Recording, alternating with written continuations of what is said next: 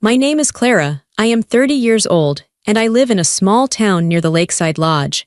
The cold cut through my coat like a knife, but it was nothing compared to the look on my mother's face. It was Christmas Eve. The lakeside lodge was glowing with golden light. I could hear laughter inside.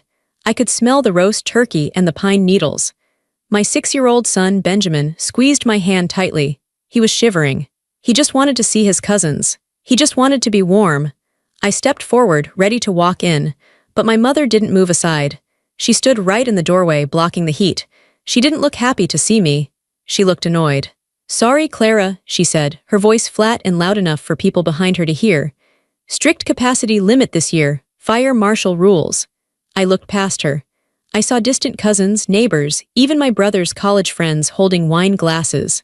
The room was packed. "Mom, it's freezing," I whispered. "We drove 2 hours." "You weren't on the list," she interrupted. "Go home." And then she did the unthinkable. She closed the heavy oak door right in my face. The lock clicked. I stood there in the snow, staring at the wood, holding my crying son's hand. I didn't cry, though. That was the moment I finally understood. I wasn't their family. I was just a nuisance they had finally locked out. But before I tell you how everything flipped, like and subscribe, drop a comment. Where are you watching from? My name is Clara. I am 30 years old. I didn't look back at the door. I couldn't. If I looked back, I knew I would break down, and I refused to let them see me cry. Not tonight, not ever again. I walked down the wooden steps of the porch, careful not to slip on the ice. The air was so cold it burned my lungs, but the fire inside my chest was hotter. It was the fire of shame. It was the burning feeling of not being good enough, a feeling I had known my entire life. I squeezed Benjamin's hand. He was sniffling, trying to be brave, but I could feel him trembling through his mittens. "Mommy," he asked, his voice small and muffled by his scarf. "Did I do something bad?" My heart shattered. I stopped right there in the snow, next to our old sedan. I knelt down, ignoring the wet slush soaking into my jeans. I pulled him close, looking into his tear-filled eyes. "No, baby," I said, my voice shaking just a little. "You didn't do anything bad. You are perfect. You are the best boy in the world." "Then why can't we go in?" he asked. "Grandma said she had cookies. I saw the tree through the window." They just have too many people," I lied. "It's a safety rule, like at school when the bus is full." He nodded, but I saw the doubt in his eyes. He was 6, but he was smart. He knew that family made room for family. He knew that you don't lock people out in the snow unless you don't want them. I buckled him into his car seat in the back. I turned up the heat as high as it would go, blasting the vents to warm his frozen fingers. Then I sat in the driver's seat, gripping the steering wheel until my knuckles turned white. I stared at the glowing windows of the lodge. My parents' lodge. This wasn't new. That was the saddest part. This rejection wasn't a surprise. It was just the loudest version of a song I had been hearing since I was born. I was the other child, the extra one, the girl who happened to be born 3 years after Tyler. Tyler, my brother, the golden boy. From the time we were kids, the difference was clear. Tyler was the sun, and I was just a shadow on the wall. If Tyler got a C on a report card, my parents hired expensive tutors and blamed the teacher for being too hard. If I got straight A's, they just nodded and said, "That's expected." I remembered Christmas mornings from 20 years ago. Tyler would come downstairs to find a new bike, a gaming console, a pile of boxes wrapped in shiny gold paper. I would find clothes, necessary things, socks, a coat because my old one didn't fit. "Tyler needs to express himself," Mom would say when I asked why he got a guitar he never played, and I didn't get the art supplies I wanted. "You're practical, Clara. You're strong. You don't need all that fluff." Practical, that was their code word for unimportant. As we got older, the gap got wider. Tyler was wild. He crashed 3 cars in high school. My dad paid for every repair, every ticket, every increased insurance premium. "Boys will be boys," Dad would say, clapping Tyler on the shoulder. I worked. I started waitressing when I was 15 because I didn't want to ask them for money. I saved every dollar. I bought my own beat-up Honda Civic. When the transmission died, Dad told me, "You should have taken better care of it, Clara. Responsibility is a lesson you need to learn." He said that to me, the girl working double shifts, while Tyler was partying in Cancun on Dad's credit card. It hurt, God, it hurt. But I thought if I just worked harder, if I just became successful enough, they would finally see me. I thought success was the key to their love. So I built a life. I didn't ask them for a dime for college. I took out loans. I worked nights. I graduated with honors. I started my own event planning company, Clara's Occasions. I started it from my kitchen table with a laptop and a stack of flyers. I built it into the biggest event company in the county. I managed weddings, corporate galas, charity fundraisers. I made good money. I bought my own house. I raised Benjamin on my own after his father left. I did everything right. Tyler did everything wrong. He dropped out of college. He started businesses that were just scams or lazy ideas that fell apart in a month. He borrowed money from mom and dad constantly. Tens of thousands of dollars. Investments, they called them. They were donations to a black hole, but it didn't matter. To them, Tyler was the struggling genius who just needed a break. I was the cold, independent daughter who didn't need them. But I did need them. I needed them to love me. Every holiday, I tried to buy my way in. I brought the most expensive wine. I bought mom cashmere sweaters. I bought dad vintage whiskey. I hosted Easter brunch at my house and cooked for 3 days straight, making everything from scratch. They would come, eat my food, drink my wine, and spend the whole time talking about Tyler. Tyler is thinking about moving to LA, Mom would say, her eyes sparkling. He's going to be a producer. We're going to help him with the rent for the first year. That's great, I would say, forcing a smile while clearing their dirty plates. I just landed the contract for the mayor's gala. That's nice, dear, Dad would grunt, not even looking up. Pass the salt. Nice, that was all I got, but tonight was supposed to be different. This year, I had really tried. I had spent weeks helping Mom plan the menu over the phone. I had offered to pay for the floral arrangements for the lodge's Christmas party.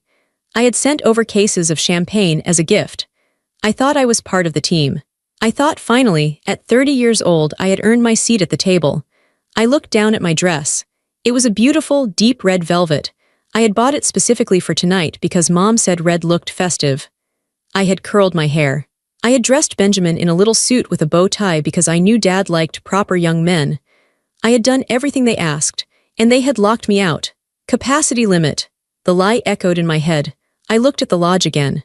I could see shadows moving behind the curtains. I saw my cousin Sarah laughing. I saw Uncle Mike. I saw people who weren't even family, neighbors, business partners. There was no capacity limit. There was plenty of room. The lodge was massive. It had a ballroom. It had a dining hall that seated 50. There was room for everyone except me. A tear finally escaped. It rolled down my cheek hot and fast. I wiped it away angrily. Mommy, can we go home? Benjamin asked from the back seat. I'm cold. Yes, baby, I whispered. We're going home. We're going to have our own Christmas, just you and me. I put the car in gear. My hands were shaking, but I forced myself to breathe. I backed out of the spot, the tires crunching on the snow. I took one last look at the house where I grew up, the house where I had spent 30 years begging to be seen. Goodbye, I said to the closed door, and I meant it. I was done. I was done trying to buy love that wasn't for sale. I was done freezing on the porch. I was driving away, and I wasn't coming back. The road away from the lodge was winding and dark. Tall pine trees blocked out the moonlight, creating a tunnel of shadows. The only light came from my headlights cutting through the falling snow. The car was silent except for the hum of the heater and the soft sound of Benjamin sniffling in the back. Mommy. Yes, Ben. Did Grandma Mary not want to see me either? The question felt like a punch to the gut. Grandma Mary. My dad's mother. She was the only one who had ever really seen me. She was the one who sent me birthday cards with $20 bills when I was a kid, whispering, "Buy something just for you, Clara." She was the one who came to my college graduation when my parents couldn't get time off work. But Grandma Mary was old now. She lived in the guest cottage behind the lodge. She didn't have much say in what my parents did. I assumed she was inside, sitting by the fire, probably wondering where we were. Or maybe they had lied to her too. Maybe they told her I was sick. Maybe they told her I was too busy to come. Grandma Mary loves you very much, I said, trying to keep my voice steady. She would never turn you away. This wasn't her decision. I was about 5 miles down the road, near the highway on-ramp, when my phone buzzed in the cup holder. The screen lit up the dark car. Incoming call. Grandma Mary. My stomach dropped. I stared at the phone. Part of me wanted to let it go to voicemail. I didn't have the energy to lie to her. I didn't want to hear her disappointment if she thought I had just skipped the party. But it was Grandma. I couldn't ignore her. I slowed the car down and pulled onto the shoulder of the road, keeping the engine running. I took a deep breath, wiped my face, and pressed answer. "Hi, Grandma," I said, forcing a cheerful tone. "Merry Christmas." "Clara," her voice sounded sharp, not old and frail, but sharp. "Where are you? I've been looking for you for an hour. The party has started. Where is Benjamin?" I bit my lip. The lie was right there on the tip of my tongue. "I'm sick, Grandma." The car broke down, Grandma. It would be so easy to protect her from the truth. It would be so easy to just fade away and let them have their perfect night. But then I looked in the rearview mirror. I saw Benjamin's sad little face in the shadows. He was wiping his eyes.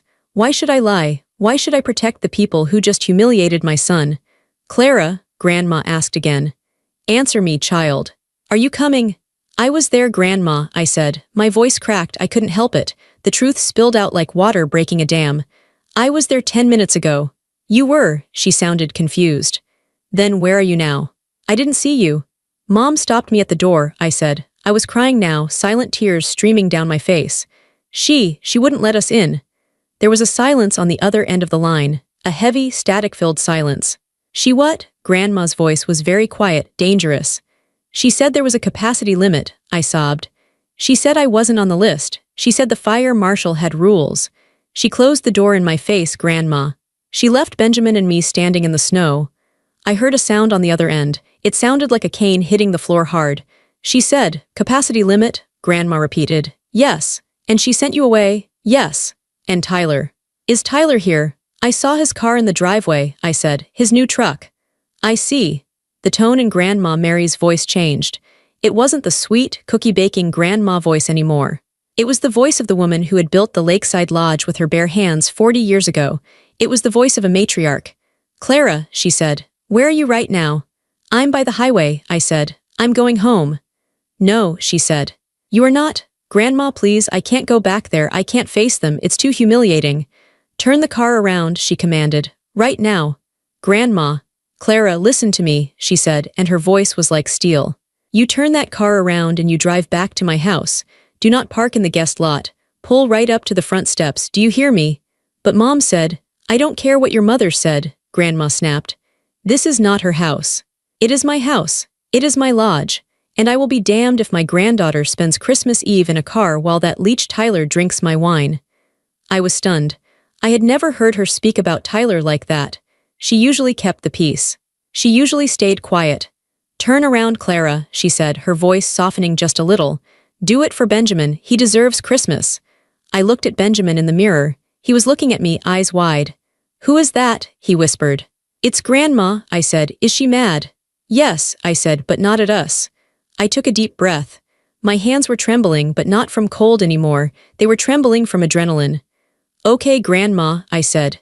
"I'm turning around." "Good," she said. "I'll be waiting on the porch. Keep your phone on." The line went dead. I sat there for a second, listening to the engine hum. A strange feeling washed over me. It wasn't sadness. It was fear, yes, but mixed with something else. Anticipation. Grandma Mary was up to something. I put the car in gear, checked the road, and pulled a U-turn. The headlights swept across the snow-covered pines as I swung the car back toward the lodge. "Are we going back?" Benjamin asked, sounding worried. "Mommy, they said no." "Grandma said yes," I told him, pressing my foot down on the gas. "And Grandma is the boss." The drive back felt faster. My heart was pounding against my ribs like a hammer. I kept imagining my mother's face when I showed up again. She would be furious. She would make a scene. She would tell everyone I was crashing the party. But Grandma had told me to come. I pulled into the long driveway of the lakeside lodge. Cars were parked everywhere, BMWs, Mercedes, SUVs. It looked like the whole town was here. I navigated through the lot, driving past the spot where I had parked before. I drove right up to the front entrance, just like Grandma ordered. And there she was. Grandma Mary was standing on the front porch. She wasn't wearing a coat. She was wearing her velvet evening gown, leaning on her cane, standing tall against the wind. She looked like a general inspecting the troops. When she saw my car, she didn't smile. She just nodded.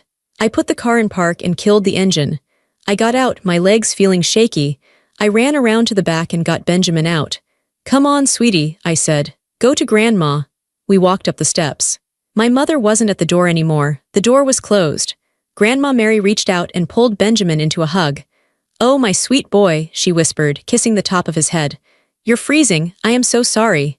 Then she looked at me. Her eyes were fierce. "You are trembling, Clara." "I'm okay," I said, though I wasn't. "You will be," she said. She turned to the big oak door. She didn't knock, she didn't ring the bell. She lifted her cane and banged the handle against the wood, then threw the door open. "Come with me," she said. We walked in. The heat hit me first, smelling of cinnamon and expensive perfume. Then the noise. The lodge was full of people. Music was playing softly. People were standing in groups, holding drinks, laughing. My mother was standing near the fireplace, holding a glass of champagne, laughing at something Tyler was saying.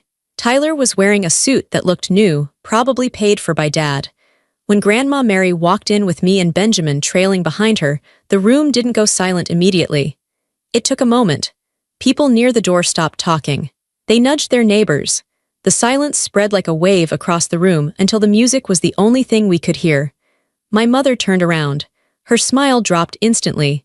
Her face went from flushed and happy to pale white in a second. She looked from me to Benjamin and then to Grandma Mary. "Mom," she said, her voice high and tight. "What? What are you doing? I thought you were resting in the cottage." "I was," Grandma said. Her voice wasn't loud, but it carried across the silent room. "Until I got a phone call." My father stepped forward, looking nervous. "Now, Mary, let's not make a scene. Clara, we told you." "Quiet," Grandma Mary snapped. She didn't even look at him. She kept her eyes on my mother. She walked us right into the center of the room. She pointed to the large velvet sofa right in front of the fireplace, the seat of honor. "Sit," she told me. I sat. Benjamin climbed up next to me, burying his face in my coat. My mother rushed over, dropping her voice to a furious whisper. "What is this? Clara, I told you to leave. You are embarrassing us. We have guests." "Yes," Grandma said loudly. "We do have guests. We have a lot of guests. But strangely, we didn't have room for your own daughter," my mother flinched. "It's complicated, Mom. The fire marshal." "Stop lying," Grandma said. She stood in front of the fireplace, turning to face the room. She looked at the crowd. "My daughter-in-law tells me there is a strict capacity limit tonight." "Is that true?" The guests looked uncomfortable. No one said a word. There was obviously plenty of space. "She told my granddaughter," Grandma continued, "that she wasn't on the list, that she had to leave. On Christmas Eve." "Mom, please," my mother hissed, reaching for Grandma's arm. "Not here, let's go to the kitchen." Grandma pulled her arm away. "No, we are done hiding things in the kitchen. We are done with secrets." She reached into the pocket of her dress and pulled out her smartphone. It was an old model, but she knew how to use it. She tapped the screen. "I have a security camera on the front porch," Grandma announced to the room. "I had it installed last month because of some suspicious activity I noticed around the property. I get alerts on my phone." My mother froze. Her eyes went wide with genuine panic. "I watched the alert while I was getting dressed," Grandma said. "I saw Clara arrive, and I saw what you did." Grandma held the phone up to the microphone stand that the band had been using. "Let's all listen to the capacity limit policy, shall we?" The feedback from the microphone screeched for a split second, making everyone wince. Then, the audio from the porch camera filled the room. It was crystal clear. "Sorry, Clara. Strict capacity limit this year. Fire marshal rules." It was my mother's voice, cold, dismissive, then my voice sounding small and desperate. "Mom, it's freezing. We drove 2 hours." Then my mother again. "You weren't on the list. Go home." Then the sound of the heavy door slamming shut. And finally, the sound of Benjamin asking, "Mommy, did I do something bad?" Grandma Mary pulled the phone away. The silence in the lodge was heavy. It was suffocating. Every guest in the room was staring at my mother. Neighbors she had tried to impress for years looked at her with disgust. My cousin Sarah had her hand over her mouth. My mother stood there, her face bright red. She looked like she wanted to disappear. Then, she did what she always did when she was cornered. She started to cry, but these weren't real tears. I knew the difference. These were the "I'm the victim" tears. "I was just trying to keep everyone safe," she sobbed, bringing a handkerchief to her eyes. "It's so stressful hosting these events. I didn't mean it like that. Clara knows I love her. I was overwhelmed." She looked at Dad for support. "Tell them, Frank, tell them how stressed I've been." Dad opened his mouth, but Grandma cut him off. "Save your tears, Linda," Grandma said coldly. "They don't work on me anymore. And they certainly don't work on the guests now that they've heard how you treat your own flesh and blood." "It was a misunderstanding," Tyler shouted from the back, stepping forward. He held a drink in his hand, looking angry. Why are you doing this, Grandma? You're ruining the party over Clara. She's barely even family, she never comes around. I flinched. Barely even family. Grandma turned her gaze to Tyler. It was a look of pure ice. Come here, Tyler, she said. What? Come here, she commanded. Bring the silver case with you. My parents went rigid. The silver case, Mom stammered. Mom, why do you need the silver right now? We usually do a toast with Grandfather's silver goblets on Christmas Eve, Grandma said pleasantly, though her eyes were hard. Go get them, Tyler. They are in the display cabinet in the hallway. Tyler didn't move. He looked at Mom. Mom looked at Dad. A silent, panicked conversation passed between the three of them. We can't, Tyler said. We lost the key. Yeah, Dad added quickly. The key is missing, we'll find it tomorrow. Is that so? Grandma said. That's strange, because the cabinet isn't locked. It's stuck, Mom shouted a little too loudly. The door is stuck. We can't open it. Grandma Mary reached into her other pocket. She pulled out a slip of paper. It was pink, a pawn shop receipt. You can't open it, Grandma said, her voice dropping to a dangerous whisper, because there is nothing inside. The room gasped. Tyler, Grandma said, holding up the pink slip. Would you like to explain why I found this in the trash can in the office? Would you like to explain why the family silver, which has been in this lodge since 1920, is currently sitting at Quick Cash Pawn on 5th Street? I stared at my brother. His face had gone gray. I was going to get it back, Tyler stammered. It was just a loan. I had a business opportunity. I just needed liquidity for a few days. I was going to get it back next week. Liquidity, Grandma scoffed. You pawned $50,000 worth of antique silver for $4,000 cash. It was an investment, Tyler yelled. And you, Grandma turned to my parents.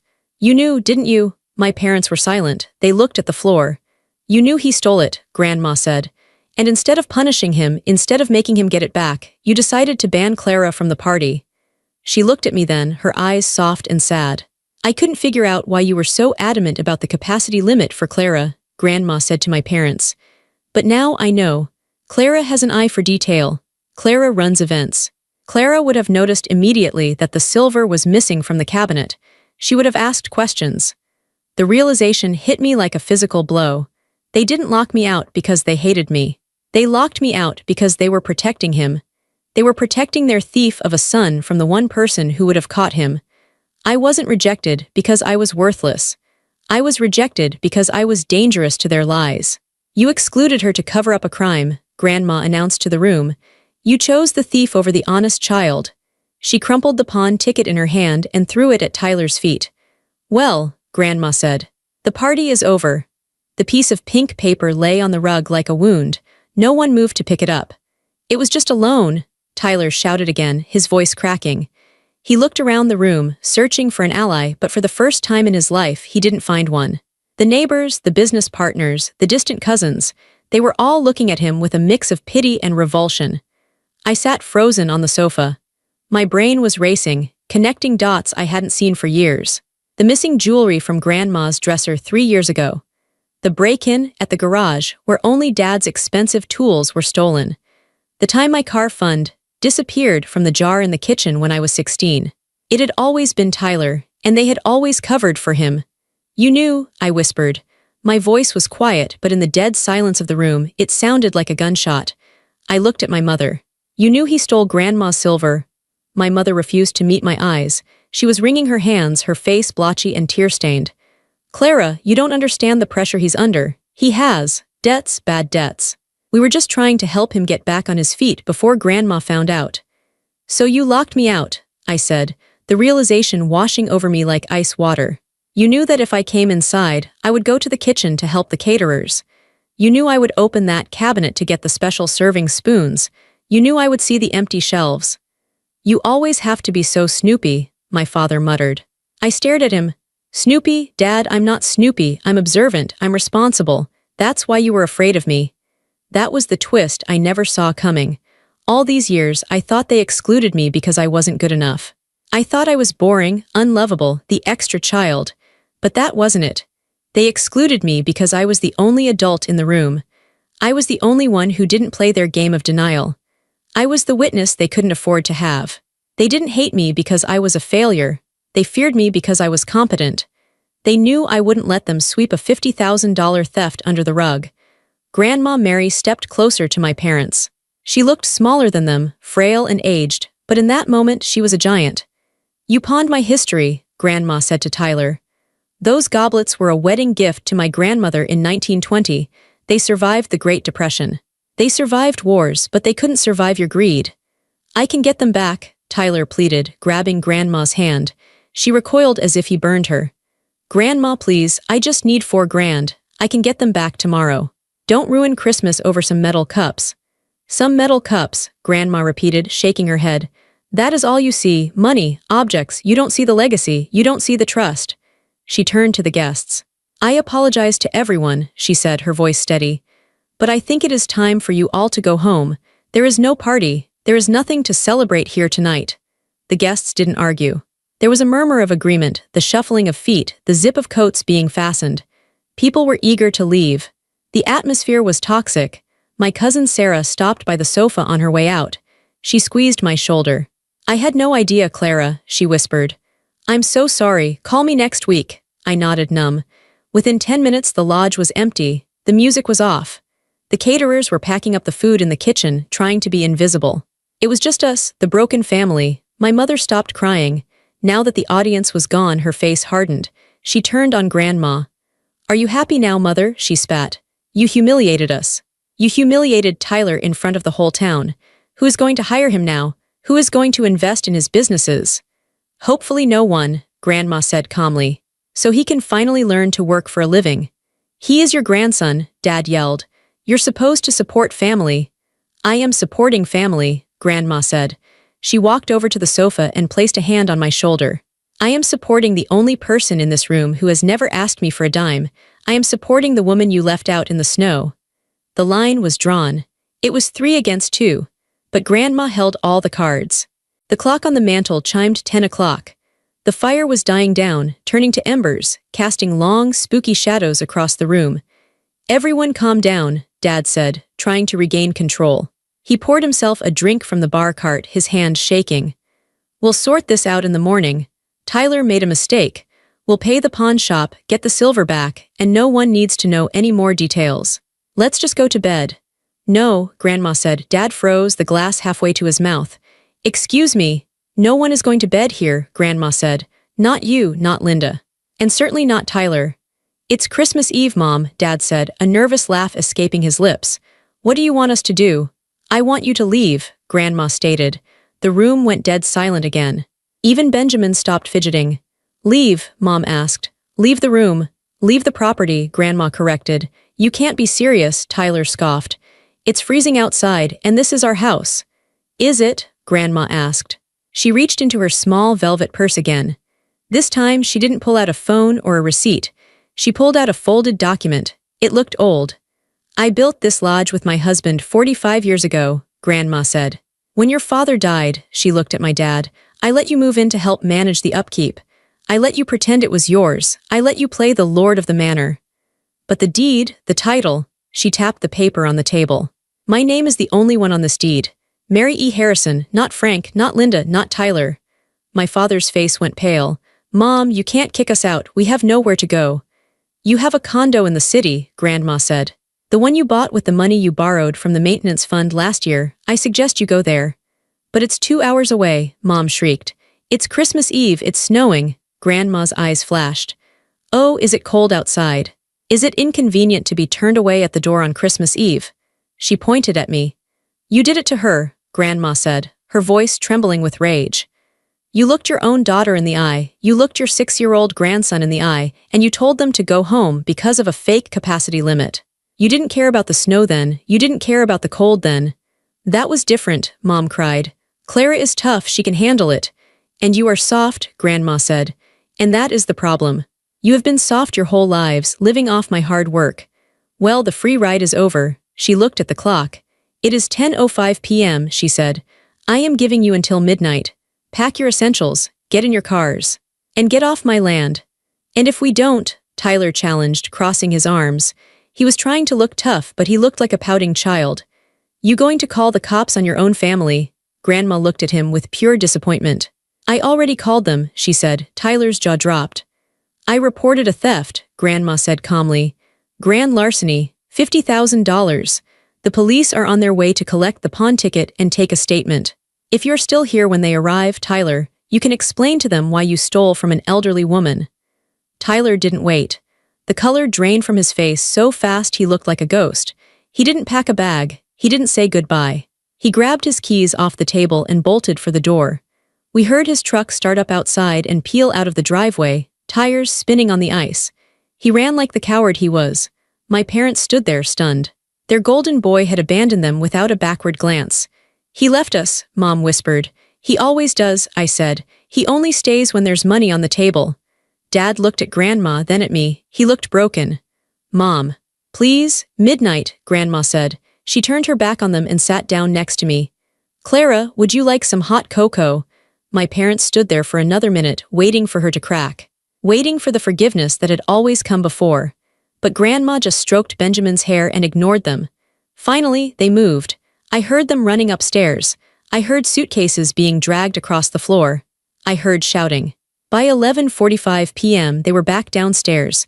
They were bundled in their coats, dragging designer luggage. Mom stopped at the door. She looked at me. I hope you're happy, Clara. You tore this family apart. I looked at her. I felt sad, yes, but I didn't feel guilty, not anymore. I didn't tear it apart, Mom, I said quietly. I just stopped holding it together for you. She sneered and walked out. Dad followed her, head down. The heavy oak door slammed shut behind them. The sound of their engine faded into the distance. Grandma let out a long, heavy sigh. She slumped slightly against the sofa cushions, the energy draining out of her. Are you okay, Grandma? I asked, taking her hand. Her skin felt paper-thin. I am tired, Clara, she whispered. I have been tired for a very long time. I waited too long to do that.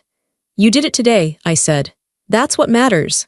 I did it for you, she said. And for him. She nodded at Benjamin, who had fallen asleep with his head in my lap. Thank you, I said.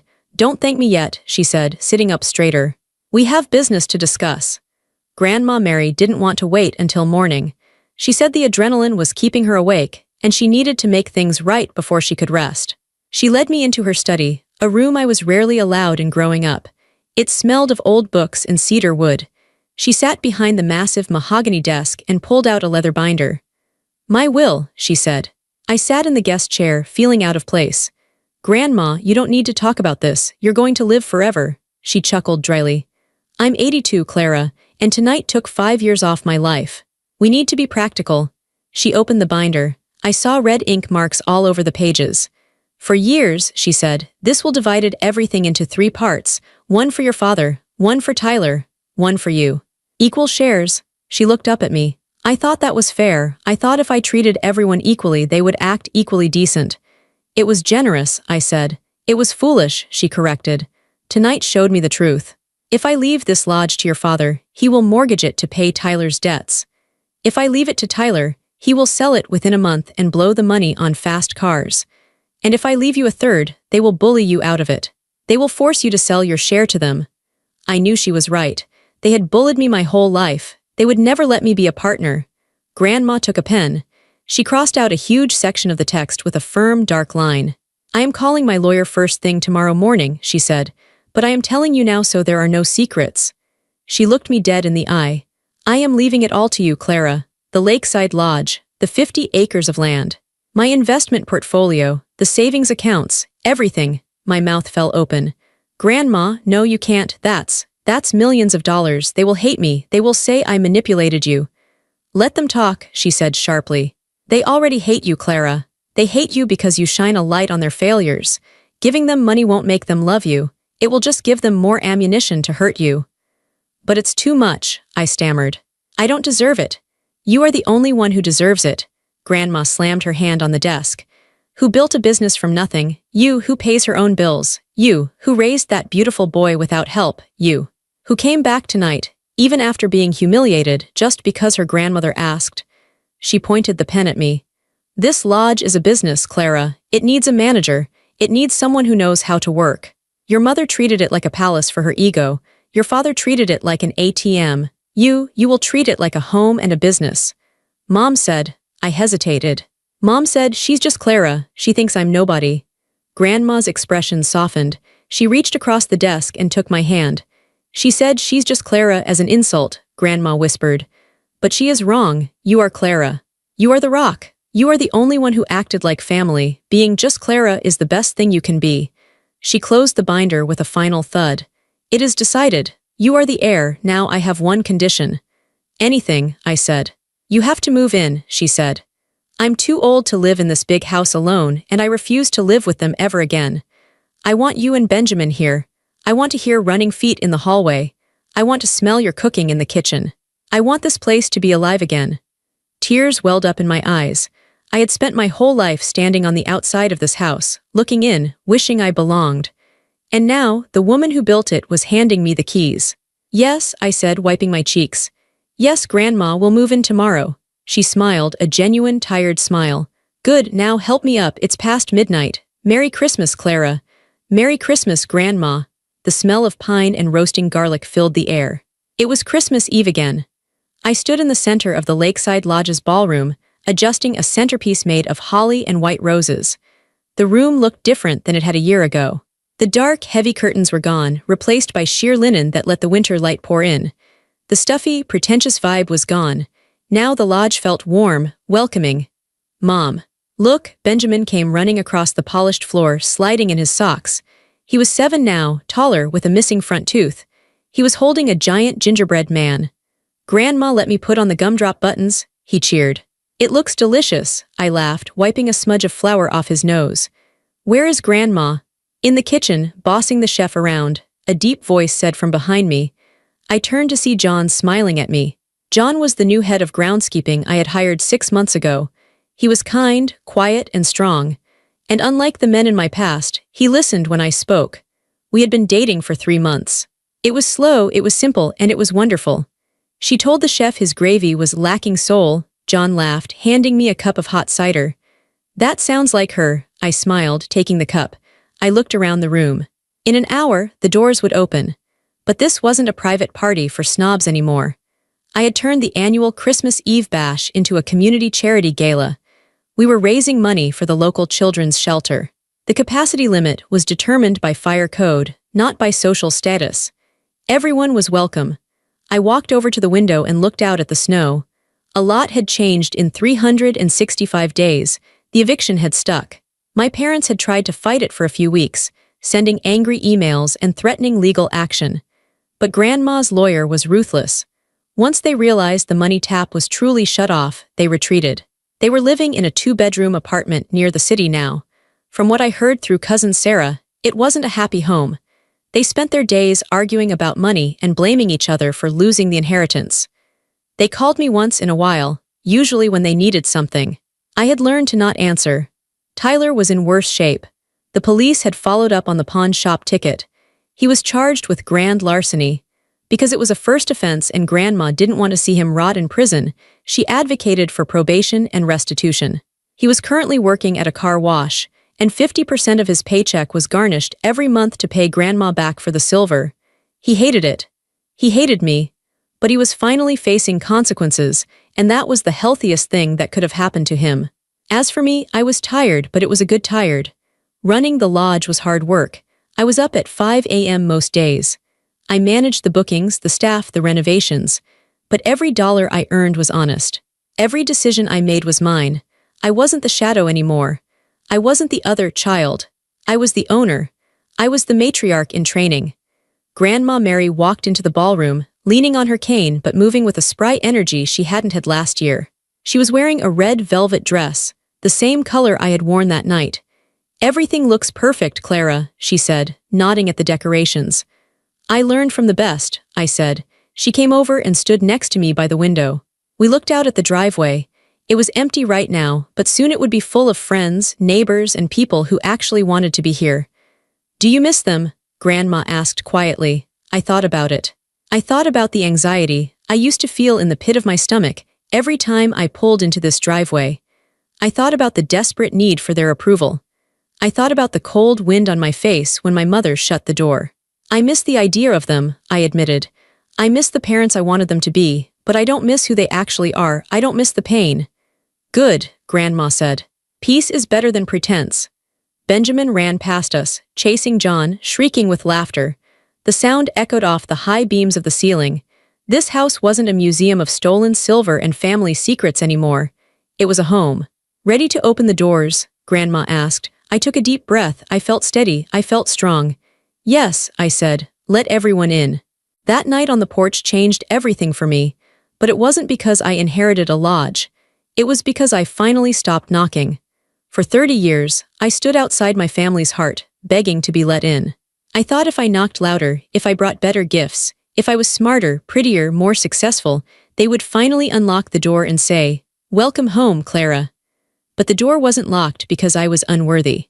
It was locked because the people inside were broken.